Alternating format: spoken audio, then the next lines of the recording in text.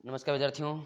देखिए आज हम आप लोग बताने वाले हैं केमिस्ट्री का जो आपका एक लेसन आता है धातु और अधातु वाला। ठीक है, उस चैप्टर से आपका इम्पोर्टेंट टॉपिक एक होता है जिसमें आपका खनिज अयस्क और अयस्क का सांद्रण। ठीक, अब हम बात करने वाले हैं कि इसमें से जो परिभाषाएं होती हैं वो किस प्रकार से पूछते हैं और आपको लिखना कैसे होता है। ठीक है, तो ध्यान दीजिए, हमने लिखा हुआ पहली परिभाषा आपकी है खनिज। ठीक, तो सुन लीजिए खनिज क्या होते हैं। आपको लिखना है पृथ्वी के अंदर धातुएं तथा उसके यौगिक। पृथ्वी के अंदर धातुएं तथा उसके यौगिक जिस रूप में पाए जाते हैं उन्हें हम क्या कहते हैं, उन्हें हम खनिज कहते हैं। तो इसमें लिखेंगे हम लोग, लिखेंगे पृथ्वी पृथ्वी के अंदर पृथ्वी के अंदर धातुएं, पृथ्वी के अंदर धातुएं तथा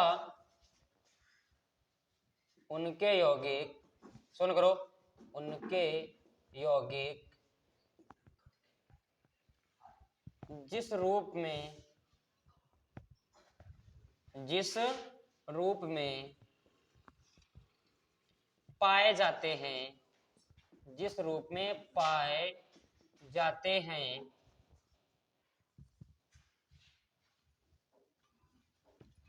ठीक है, यानी कि पृथ्वी के धातुएं तो उनके यौगिक जिस रूप में पाई जाती हैं उन्हें हम कहते हैं, क्या कहते हैं, खनिज कहते हैं। ठीक, तो लिख दो यहाँ पे उन्हें खनिज कहते हैं, उन्हें खनिज कहते हैं। ठीक है, तो ये आपका हो जाएगा। एक पहली परिभाषा क्या होती है, ध्यान दीजिए, पहली परिभाषा क्या होती है, खनिज जो आपका होता है पृथ्वी के अंदर कोई भी धातु यानी कि धातु था उनके यौगिक जिस रूप में मिलते हैं उन्हें, जो देखिए अगर कोई धातु या उसका यौगिक अगर सिंपली मिलेगा, ठीक, तो ऐसे में कोई लोहा होता है सरी, ठीक, सरिया होती है उसको मिल जाती है, वो आपका अयस्क नहीं कहलाता या फिर खनिज नहीं कहलाता। क्यों? क्योंकि ये आपके पत्थरों के रूप में मिलती है धातु में। ठीक है, तो कहने का मतलब होता है कि आपको स्टेज समझना है कि जो आपके धातुएं और उनके यौगिक जिस भी रूप में पृथ्वी से मिलेंगे उसी रूप को कहते हैं खनिज। ठीक, आगे क्या होता है, अब हम बात करने वाले हैं अयस्क के बारे में। ठीक है, तो लिखेंगे यहां पर अयस्क क्या होता है। ठीक है ना, अयस्क क्या होता है। ठीक, तो अब आपको परिभाषा बताने वाले हैं कि अयस्क के बारे में। तो अयस्क क्या होता है सुन लीजिए, तो लिखेंगे खनिज से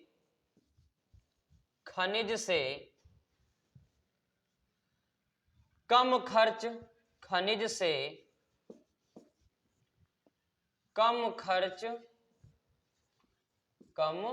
खर्च तथा सरलता से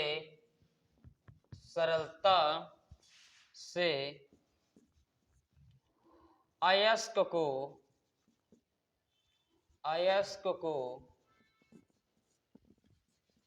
प्राप्त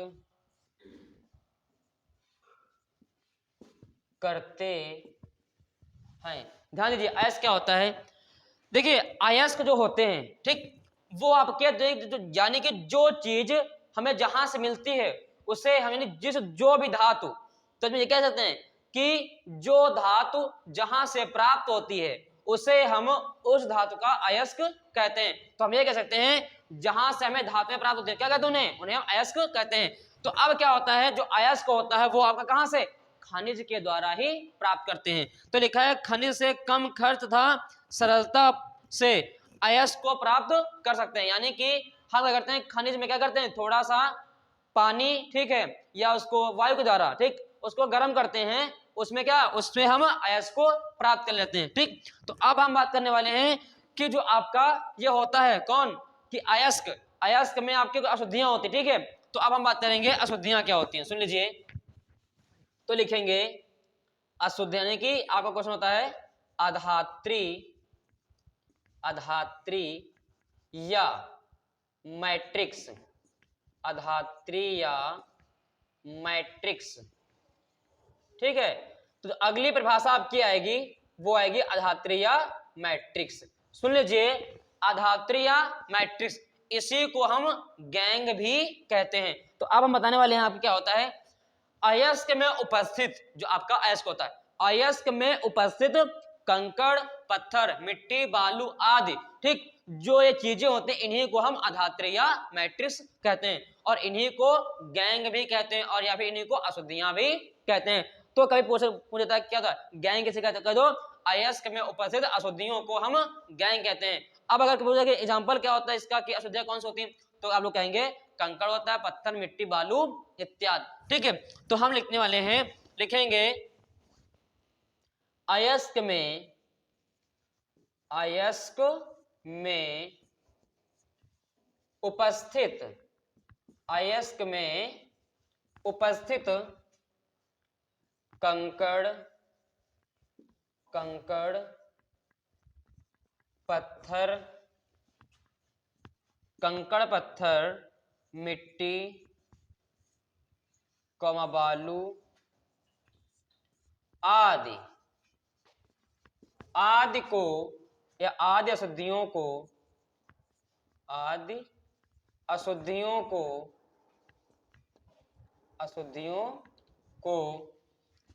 अधात्री या क्या कहते हैं, मैट्रिक्स कहते हैं, ठीक है। इन्हीं को लिख देना गैंग, ठीक है, गैंग भी कहते हैं, ठीक। तो अब जैसे लिखा हुआ है अयस्क में उपस्थित कंकड़, पत्थर, मिट्टी, बालू आदि अशुद्धियों को क्या कहते हैं, अधात्री या मैट्रिक्स कहते हैं, और इसी को हम गैंग भी कह सकते हैं। अब हम बात करते हैं कि इन्हीं को दूर करने के लिए एक आपका होता है अयस्क का सांद्रण, ठीक। तो आपको बताने वाले अगली परिभाषा आपकी होगी अयस्क का सांद्रण क्या होता है, ठीक है। तो इसमें लिखेंगे अयस्क का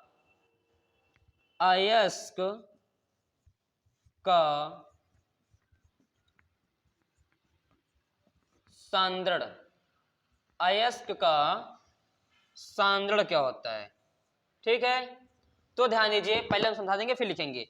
अयस्क का सांद्रण का मतलब क्या होता है, अयस्क में उपस्थित कंकड़, पत्थर, मिट्टी, बालू, यानी कि अयस्क में जो भी आपकी अशुद्धियां होती हैं, यानी कि कौन, कंकड़, पत्थर, मिट्टी, बालू आदि, इन सबको दूर करने की क्रियाविधि को अयस्क का सांद्रण कहते हैं, यानी कि अयस्क में उपस्थित अशुद्धियों को दूर करने की क्रिया ही अयस्क का सांद्रण कहलाती है, ठीक। और अब हम बताने वाले हैं आपको, लिखेंगे कैसे, लिखेंगे यहाँ पे अयस्क में उपस्थित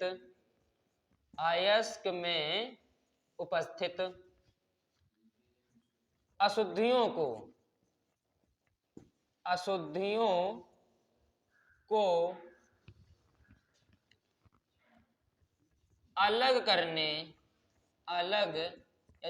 दूर करने, ठीक है, दूर करने की क्रिया को क्या कहते हैं, अयस्क का सांद्रण, अयस्क का सांद्रण कहते हैं, ठीक।